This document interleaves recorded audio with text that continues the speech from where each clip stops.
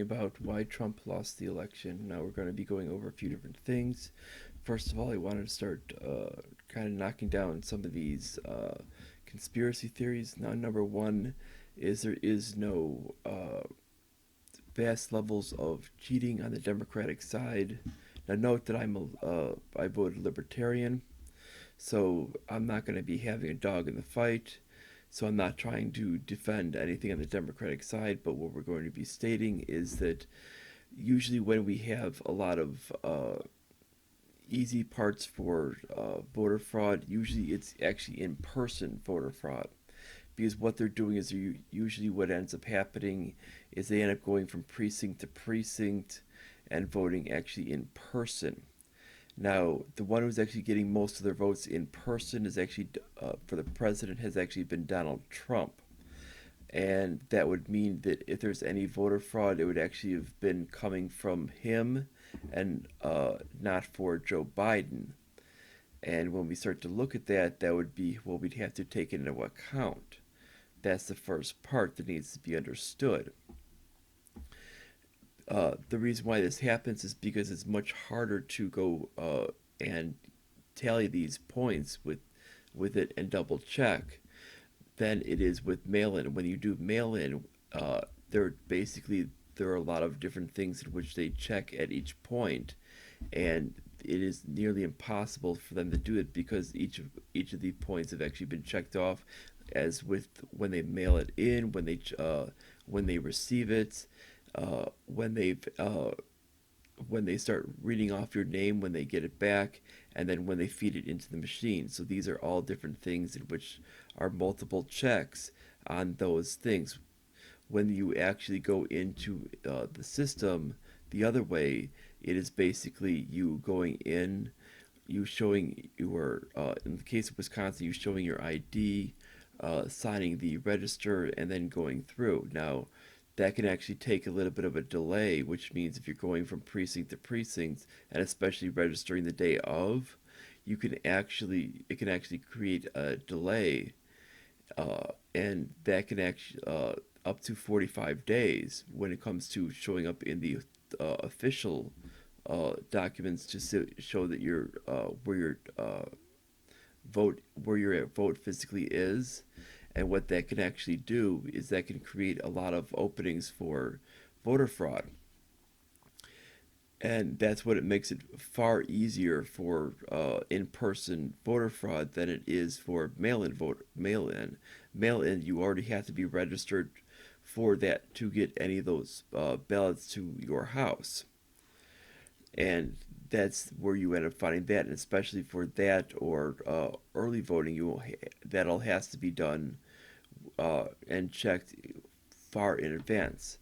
Another thing is where they've been saying is all these ballots have been popping up out of nowhere. Now that's impossible because the fact is these ballots are merely from mail-in ballots, and they cannot be added in until the in-person ballots have already been checked. This is what ends up happening, and that's because of the way people don't understand how these ballots go through, and that's essentially the way these things work is that you cannot check them until after and on election day, and they have to be checked in one by one. And that means basically you're going to have all the ones coming in from the different areas, and then the other ones are going to be checked in by hand, and they're going to be fed in through and checked in what they are. They have to be examined each one and make sure they fit and follow the regulations. And this makes it far more difficult with those to count. That's why they end up going in later, and these aren't some like hidden things and hidden stashes that have been basically created at like 1 a.m. or something like that. It's merely that they count them after the polls close, and they cannot count them before due to regulations. Now, if they've actually allowed the regulations to ease and allowed them to count them when they come in, it would make them far easier.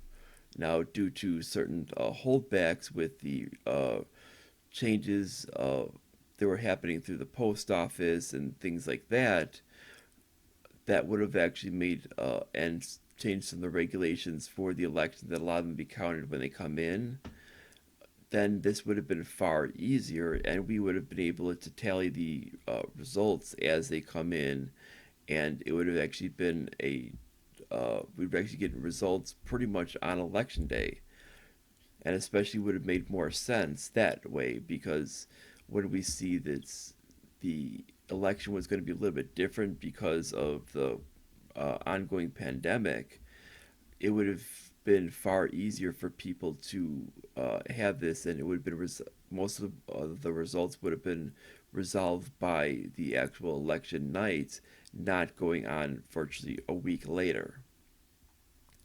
Another thing is when people try to state is if you fill out with a Sharpie that on the election ballots that it's going to not read in the system. Now this is a complete lie as well. This is basically another one that's been coming out, especially out of Arizona.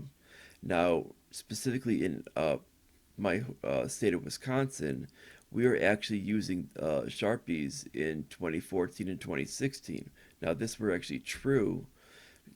Those would actually have never been read, and specifically there would have been virtually no votes coming out of the actual state, including Trump would never have won the state to begin with. It would have actually negated votes coming out at all. And you would have actually seen vote totals that would have actually been almost nothing coming out of the state if this were true. And Trump would not have won the state. Most likely Hillary Clinton would have won the state if this were true. And since we know that that's not true, we know that this is an actual conspiracy theory that has actually popped up. Other ones that have basically been is the burning of military votes, and those are actually not true because they've actually looked zoomed up on those. This one I believe comes from Eric Trump, spreading this one, and those are actually sample votes. They were actually being burned, not actual real votes. And you could tell because they do not have a barcode. So we found a lot of these different things out there, and there's being spread.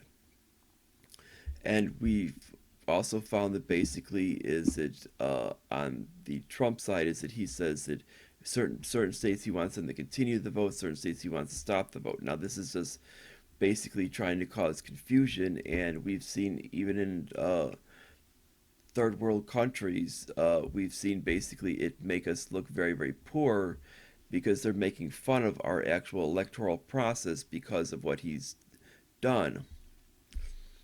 And we can actually see that essentially it makes us look like a laughingstock. Now, I myself voted for Jorgensen, as I stated, and because I did not believe in either candidate.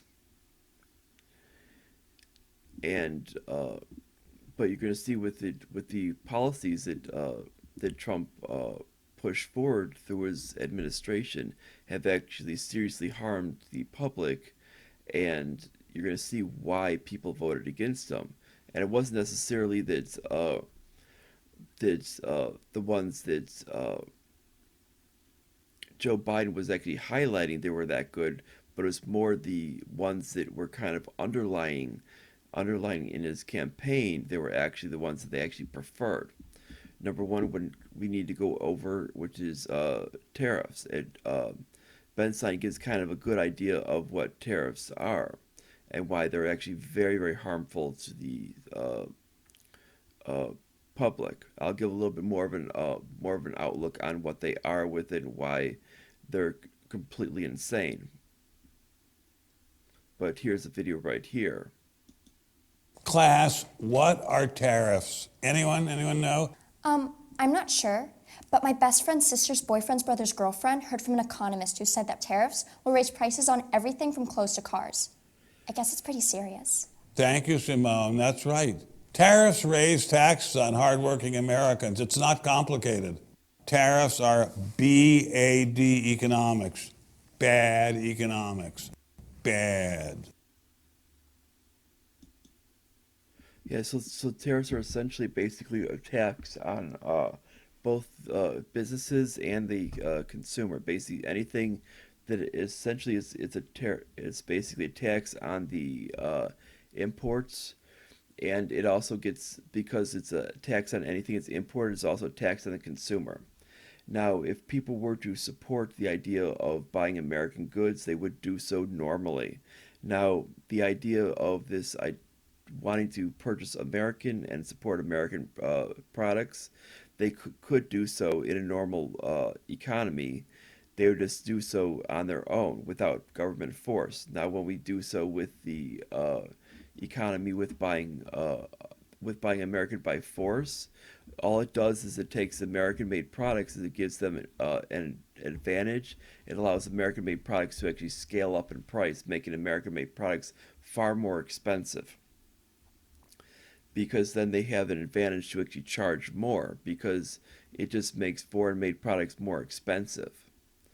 And this merely actually makes everything more expensive for everybody, and just charges more money for products that would be most likely purchased by the middle class and poor, and it basically harms them far more than it harms the upper class and the extremely wealthy.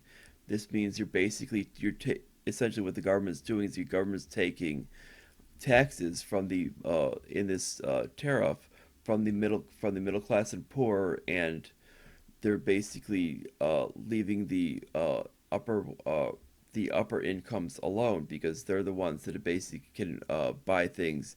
They're not being hit by the tariffs, and this essentially is creating where the government's robbing from the middle class and poor, and leaving the elite people alone. And this is why when we state that free market economics actually raises up the poor and the middle class, this is why we end up supporting this, and why protectionism hurts them. And we can see this easily when we start to look at countries like Venezuela. Venezuela is one that has actually made themselves far worse because of this. Venezuela started this protectionist in the mid 70s, and we can see where they are now. It is basically because of this protectionist policy that they're actually in the state that they are now. Most people try to point that, oh, it's because of all of the socialism and all the stuff like that, which is causing a lack of innovation. Yes, it will cause a lack of innovation, but you are also creating a point at which you're not allowing any foreign goods to flow in, which is causing a problem of a lack of supplies to enter. And when you basically cause a lack of supply, eventually it's going to run out, and you're basically going to have massive shortages, and people are going to starve to death. That's essentially what this idea of protectionism is. It's it's basically the cornerstone of nationalism. Of this basically of where your nation's good and everybody else's is bad, and the enemy. And that this is the whole idea of basically this backwards idea of economics, where they don't understand that governments don't trade with other governments, individuals trade with other individuals. And this is, once you realize that individuals trade with other individuals, you realize how stupid it is to view an actual trade to view the idea of trading between governments. Governments merely do not trade with each other. This is why when we look at countries such as Hong Kong, who actually have no trade barriers, are actually extremely wealthy. And when we look at countries, as we said, Venezuela, they have an extreme amount of trade barriers, and why they're so poor. That and we look at Venezuela previous to 75, we actually see how wealthy they were. And there's a big difference to what they did with it. They essentially destroyed their own country. Then we start to look at what the actual policies of that did, we see that U.S. farm bankruptcies reached an 8-year high, and this is essentially with it. And people want to, and you can state there's a lot of people going to say, "Oh no, that was before that was because of COVID." Well, actually, no. Actually, it grew by 20% in 2019. This means that this was actually happening directly, and I mean directly, from the actual actions of the Trump administration. We saw we saw was also happening in 2018 as well. The Trump administration was basically putting out a bunch of bailouts, and as well with they were putting bailouts in the auto workers as well, and also bailing out the agriculture sector as well. And still, it was not doing anything. And they still continued this trade war with China. The trade war with China has actually obliterated the the U.S. agriculture system that we actually have, because it's not working. You're basically harming them to such a massive degree that they're not allowed to free trade with whoever they want, and and all it's doing is harming them. Any type of tariff you do with it, it harms your own country. It does not harm any other countries. You pay it; they don't pay it. The way to do things with it is when a country charges a tariff with it, they're actually charging their own citizens. They're not charging anybody else. They're charging their own citizens. So if a country wants to put a tariff on something, let them. Let them charge your own citizens. Let them harm themselves. That's the way smart economics works. If they want to be that stupid, let them be stupid. And when we also see other things with it that did it with it is we see that right here is when Trump did the policy on implemented the policy on against legal immigration. That was right when it hit right here, and we could see that derailed his whole uh, election. He came back up here with it was around the time when they were starting to near the debates, and then it basically came up back to around normal, and then basically it just went right back down with it when he could get the airtime again, and it basically this is what ended up occurring. And when you see this is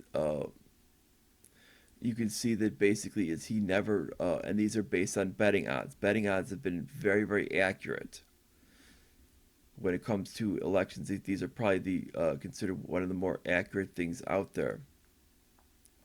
And when we look at it, we can see that he caused his own demise. And we can see what he did with it was basically before this point. We can see he was basically pretty much running ahead.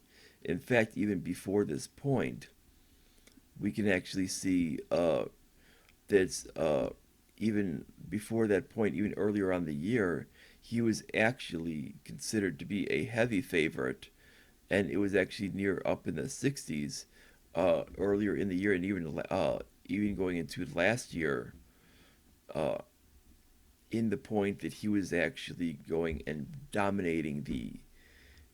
uh, dominating the odds for the election chances. And this was just a point in which we found that he was actually going to win the election. And but the problem being is he took this hardline stance against legal immigration, and that killed him. And this is something in which people did not vote for him to go against legal immigration. This is something in which he did something very stupid. And when you see that, when you see the farm bankruptcies, when you see the trade war with China, which the whole blue wall has been murdered by through the trade war with China and the bankrupts and the farm bankruptcies, you could see basically it just murdered everyone. You could see his rhetoric that people have not really cared for, and it just spelled complete and utter death for his actual amount. When we start to look at the actual thing with it, we can actually see that North Carolina is basically the only shot of North Carolina and Alaska are the only other two states he has a shot of winning.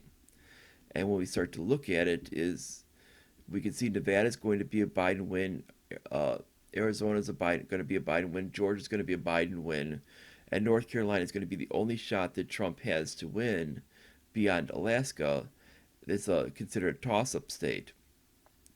And basically, is Biden still has a shot at winning that as well. That's going to be a close one. And Biden's going to get between 306 and 321 for his total score. Trump is basically between 217 and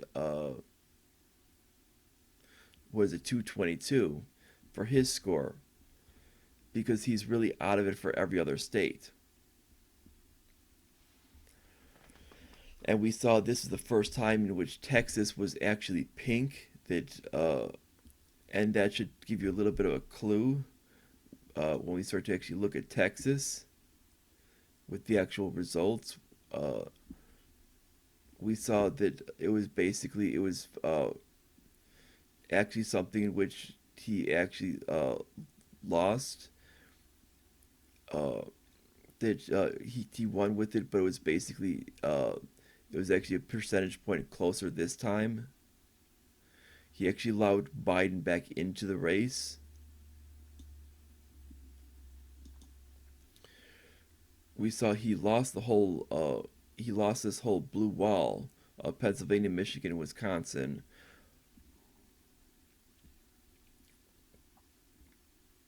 We see that Arizona is going to go blue the first time in basically a quarter century. Georgia in about the same, in about like I think it's 30 years or something like that. Nevada, California, Oregon, Washington are all going to stay blue. Uh, Minnesota is going to stay blue. Uh, Illinois, Wisconsin, Michigan, and Pennsylvania are all going to kind of stay. Illinois is going to stay blue. Wisconsin, Michigan, and Pennsylvania are going to go back blue.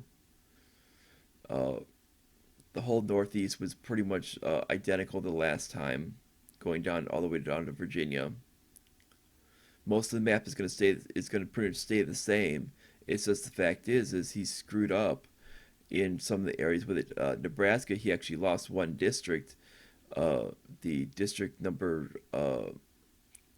two, in which he won last time, and this is just bad moves that he made. And he did not do smart moves overall. And eventually, with it, if the Republicans keep going down this road, he could end up losing other states, such as even Texas, down the road. If he keeps pushing down this thing, because eventually it'll get closer, and that will end up turning blue because of stupid policies. Because Central Texas will end up taking up enough of the area that it will actually flip. This is how these areas do flip when you run bad policy. Ohio will definitely flip next time with it. If he does this, Indiana is probably could possibly flip with it. So will areas like Kentucky, Tennessee, and some of the other areas around. Because if you keep running bad policy, you end up flipping. This is why Republicans need to relook at what they're running. This nationalist policy is not going to work. While Trump was able to get 70 million votes, 70 million plus votes, it's not. It was still 3 million shy of what Biden is so far able to get. That's why when it comes down to it, even though Biden's policies were not ideal with it, some of Biden's underlying policies of a better immigration policy, going back to a fair immigration policy of looking at what we currently have on the books, looking at a policy of actually looking for realistic criminal justice reform, looking at basically eliminating the tariffs because he actually made what it called, they were gaffes that you could tell that was his idea to eliminate the tariffs and go toward free trade, or at least as free trade as we have been in the past. So we know that this is the whole thing with it. You know that he's not going to go toward the Bernie wing when it comes down to trade. that is completely gone because he understands the farmers have been murdered with that, and he's not going to infuriate the farmers and basically do this idea of giving them a little bit of money and letting them continue to go bankrupt. He's going to be going in the opposite direction and trying to get them to where they're back to earning money.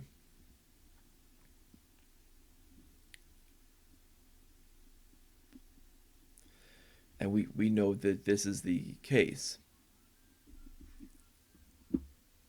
And the reason why the whole Blue Wall went for him is because they just don't want to go bankrupt anymore. They're sick of all this money being going right out the door. And we can actually look at this, and this is basically the case, as many of them voted like this. And we can see that many of the other areas are basically seeing tariffs kind of go right out the door, and they can't afford it anymore. While certain other areas are basically voting for him, they're saying, well, maybe the Republicans can kind of get something done for me if I leave him in. Not many of them are actually supporting him as his own policies. And this is the whole thing. Now, people are basically stating that they don't necessarily approve of some of the other policies of Biden. This is why it looks like they're going to split Congress. Now, we don't know how far they're going to split with it. It looks like it might be it looks like the way it's going to go, we might see a 50-50 split, and then the VP end up being the deciding vote in many of these things. So in the Senate, and then the House is going to be Democrat. So it might be where it looks like they want to block a lot of the things going through, but it looks like they basically want him to essentially undo a lot of the executive actions of the president. That looks like basically what people have voted for, is basically take all the executive actions of the president and undo them. And that looks basically like what people were voting for, and then people make a new decision in 4 years of what they feel, of what they want. And they definitely do not want to basically go back to where they were with this one. They basically feel that this last 4 years was a big mistake. Now this will basically cut it right here, and that's about it, and I will see you guys later. Bye everyone.